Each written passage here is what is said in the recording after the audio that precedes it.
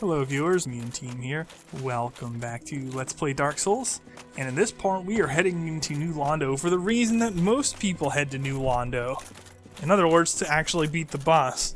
Actually, that's not true. Most people go down there to farm most of the time, or to gank you if you invade them. The gankers. That's one of the more odd choices for places to gank though. Because there are some precarious areas, the ghosts can really be a pain if an invader manages to escape into the areas where the ghosts are. Especially if someone's not carrying a transient curse, but even if they are, man, those things can mob you. So it's really not that good for a ganking area.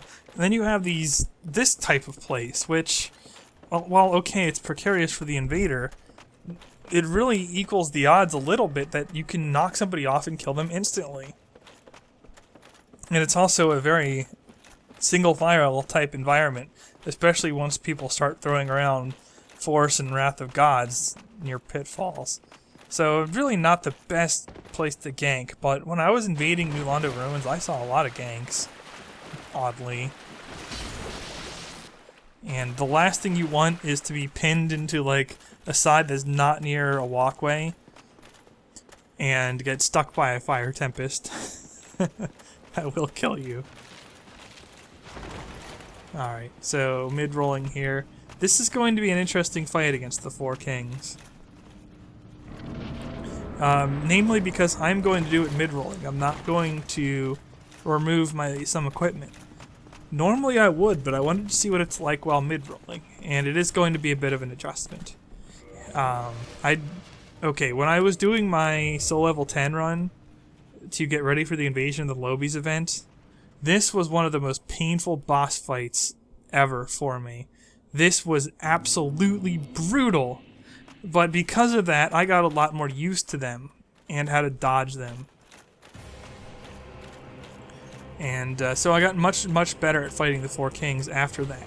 But I'm only used to fighting them fast rolling now.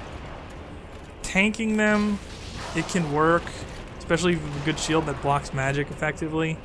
But you need a high stability shield. And yeah, I'm also not used to this way. I'm used to using weapons that are a little bit faster against the Four Kings. What I did with my Soul Level 10 was a Lightning Spear plus 5. Yes, the thing you get in Sends. I came in here with that without Power Within. If I had Power Within, it would probably have been a pretty easy fight. Because that not only increases your stamina regen, but it does more damage too. And I needed the damage. As you can see, because of my hits I'm taking, I'm a little bit slow, and so the Kings their spawn rate's keeping up with me. And I think you need to stick with the R1s with this way down here. And if you have Power Within, I bet you that this is pretty easily doable, even with New Game Plus and beyond. Even with the Lightning's way. Because, you know, I'm missing a lot here. I'm making a lot of mistakes.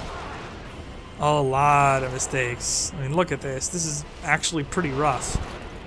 And, yet I'm still keeping up with them thus far. Unfortunately, I don't see any evidence that you can stagger them. Yeah, okay, another king to spawn, but I just killed this king. And you can keep doing damage to them as they're dying. Keep that in mind. Good enough. Go in. They are a DPS race to some degree. But yeah, that rule about rolling into swings, this is where it really matters. You want to roll into swings. And man, I'm whiffing like crazy. But if I had Power Within and I wasn't whiffing, I'm pretty sure I could keep up. Look at that. And there's just entire attack iterations where I'm hitting nothing. And then I'm getting hit when I shouldn't, using time to heal, which is also costly. The best thing you can do in this fight, in my opinion, is to avoid taking any huge damage and not whiff your attacks. Get in as many attacks as possible. If you do that, you're going to win. But if they're swatting you all the time, it can be problematic. Now, you saw their area of effect magic attack. There's two attacks that the Four Kings didn't use on me here. One of them being their grab attack, which you just, as soon as they start doing that, it looks sort of like the area of effect magic one. Back away a bit. And then when they charge at you, you can roll to the side out of the way and then punish them by attacking them from behind. And yeah, I'm going to get the red eye orb here. Probably won't use it till New Game Plus, but I'm not going to join any other covenants, so might as well get it while I'm here. But yeah, that's how you avoid the grab. And if you get grabbed, you lose a lot of time and it sucks. So try to avoid getting grabbed. And yeah, you don't need to wear the Covenant of Artorias once you kill the 4 kings, by the way. But if you avoid the grab, you can do a fair amount of damage in return. The only ones that really suck a lot are the area of effect magic attack, because unless you want to just keep attacking them and eat a very damaging attack, that's a problem. And it breaks your guard pretty hard too, so... Yeah, and then the other one is that homing attack, because even if you make it miss, it's just going to keep coming after you forever. And I think unless you kill the king. After the advent, but your progenitor, the Dark, so your ancestor, and soon thus speak. However, Lord Gwyn, clinging to his age of fire, and the Dark Lord, Lord Gwyn, resisted the course of nature by sacrificing himself to link the fire.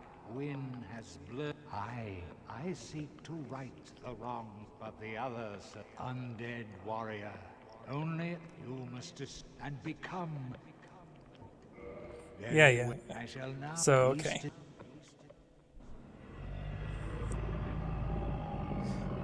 He's going to take us down there. You have to do this first. If you set the Lord Vessel through the Firelink Shrine path, I don't think you can join the Darkwraiths. I'm pretty sure you have to kill the 4 kings before you kill Seath, before you kill Nito, and before you kill the Beta Chaos.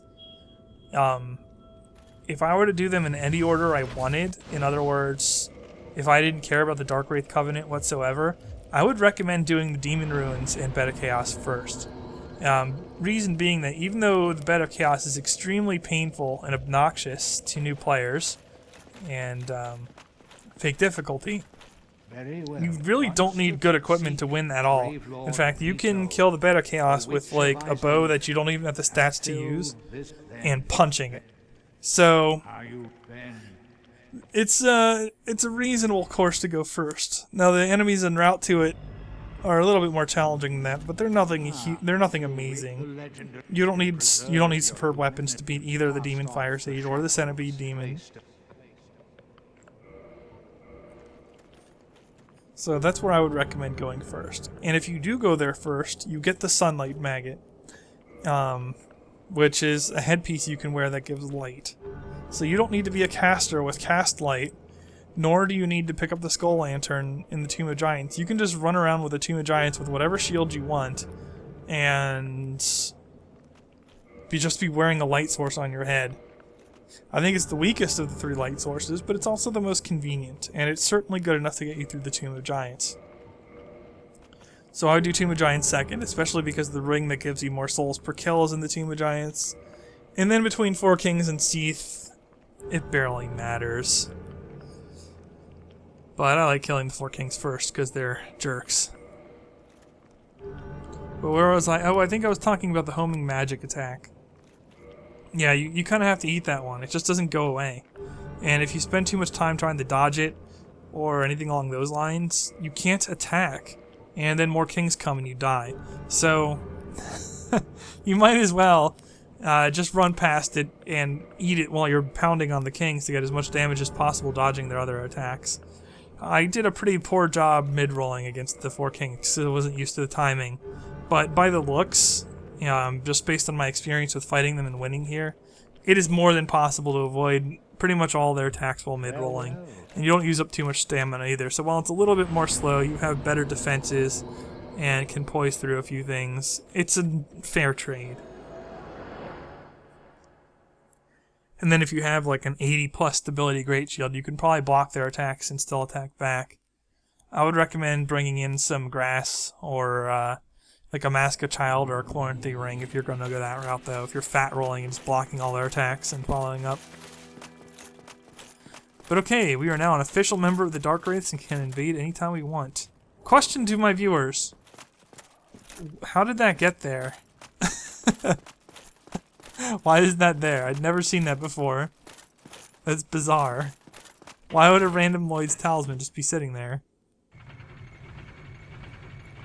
Well, whatever. I do find that interesting, though. And yeah, I kind of forgot what I was trying to do here. That was amazing. But the idea here is to go see the Stray Demon, which means I'm going to need to ride this back down. We are going to do a very late run into the Undead Asylum, part 2, essentially. Yeah, enemies there changed a little bit. Enemies there are slightly stronger as well. And you have a new boss to fight. But not a difficult boss to fight.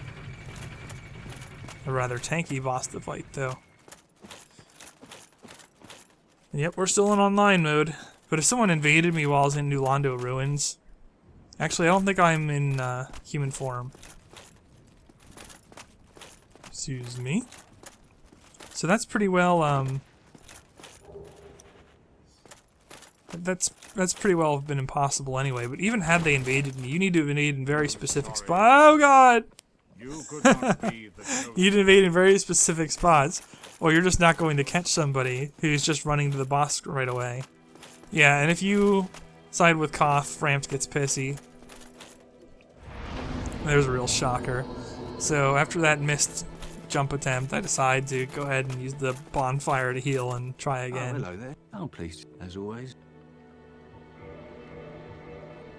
Might as well. I'm not really interested in buying the Twinkling Titanite to upgrade my armor at this point. Goodbye then.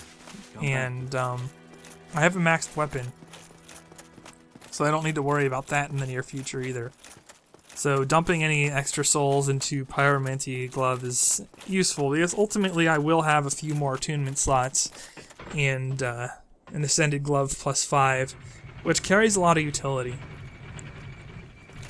I would rather stick with the weapon for New Game and to showcase the weapon's usage. I think most of us know how to use Pyromancy, especially Great Combustions. Now, not going high dex does limit which pyromancies you can use effectively and how to use them effectively. If you don't have the maximum dexterity, you really can't like stun lock somebody with, say, a Black Flame or a Great Combustion or something. I'm not sure you can stun lock with Great Combustion anyway, but certainly you can't do it without 45 dex. It also makes your casting slower, so like things like Fireball are a bit less viable than they would be under 45 dex. So things like Great Fireball, Great Chaos Fireball, not as good on a non-dex build. Fire Tempest casts a little bit more slower, but not much slower. Plus, that's not something you really combo anyway. It's something you try to bait or set up. So you're only slightly less likely to land it. But one Combustion is pretty likely to land. It's a fast attack. And same thing with Great Combustion and Black Flame then, obviously. Same idea with Tempest and Fire Surge. Those things do benefit from dexterity, but much less so than other things. So while Pyromancy is not at its potential without dexterity, depending on the spells you choose, it can still have some utility. Namely, with certain spells, your casting speed isn't as much of an issue because its casting speed is pretty fast. Get out of here. Alright, light this bonfire, because I didn't bother my first run through here. There's not much reason to bother your first run through here. And since I have no intention of blocking, that's why I'm running the Grass Crest Shield. Alright. Stray Demon. Roll towards him as soon as you drop in and get behind. This makes life much less miserable. And just like the Asylum Demon before him, try and fight him unlocked. The only thing is when he starts doing that attack where he's going to slam his hammer into the ground, or his axe or whatever it is, get some distance behind him or off to the side or something. That way he can't hit you with it, with the area of effect blast. It does do magic damage. It's magic damage for him and for Demon Fire Sage, so don't wear fire resistant stuff unless you just want to. Don't wear it thinking it's going to help you. And otherwise, just punish his attacks. He has a delay between each attack, so make him do an attack, he'll miss, you hit him. Pretty straightforward. This is pretty much why you can beat him pretty easily with a +5 weapon. As you can see, this is a pretty fast fight because I have a maxed elemental weapon. But you don't need that to win. You can beat him with pretty much anything. And the Titanite slab, I can't believe I got a Titanite slab from the from the Darkwraiths, by the way. That is extremely rare. I made that look like, you know, something you might actually expect, but no, that's that was an extremely rare occurrence. It's one of the few playthroughs I've ever gotten a slab from a Darkwraith ever. So just bear that in mind. But that's the oh, you do not pancake Black Knights. That is important to note. Because Silver Knights get pancakes, but Black Knights do not. Just throwing that out there. Oh, and one more thing is, aside from the Titanite slab rarity, all of the Asylum demon variants, all the things that look like that, are all susceptible to bleed buildup. And they're not like human players. They can't roll out of bleed. So you can proc bleed on them and it will hurt them considerably. It can make those fights quite trivial. My favorite bleed weapon is probably the reinforced club, because the way the reinforced club is, it has that high stunning ability like all the other hammers. So there's a good chance you'll stagger somebody with it. And even if they're really good and they toggle escape, if the bleed is also about to proc right as they're trying to toggle escape, there's a good chance that they're going to eat the bleed even though they successfully toggle out of the attack, because they won't be able to roll in time. And the other way to deal with those kinds of guys is just to go for the backstab after a stagger, because if they toggle out and try and roll away, you can still catch them. Especially if they don't toggle in time.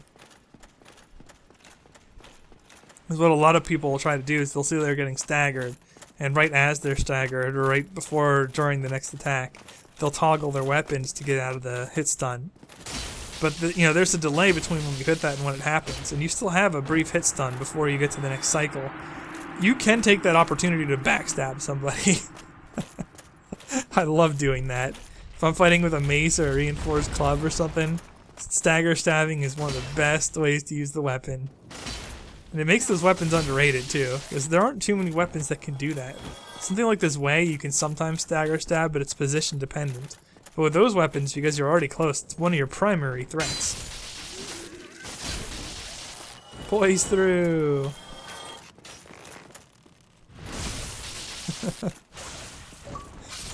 I love running around unlocked behind stuff and backstabbing it. It's dirty.